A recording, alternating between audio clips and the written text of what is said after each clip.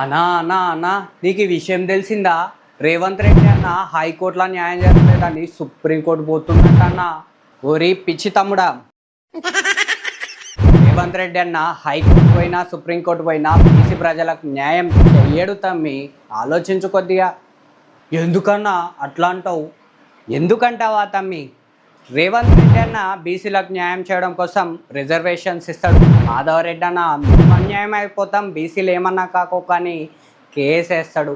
ఇంకో రెడ్డి అన్న ప్రభుత్వం తరపు నుంచి ఉండి న్యాయం వాదిస్తాడు, బీసీలకు న్యాయం చేయాలని. ఇంకో రెడ్డి అన్న న్యాయమే ఇచ్చేస్తాడు. అందరూ రెడ్డిలు అంటే బీసీలకు న్యాయం ఎప్పుడు జరుగుతుంది తమ్మి?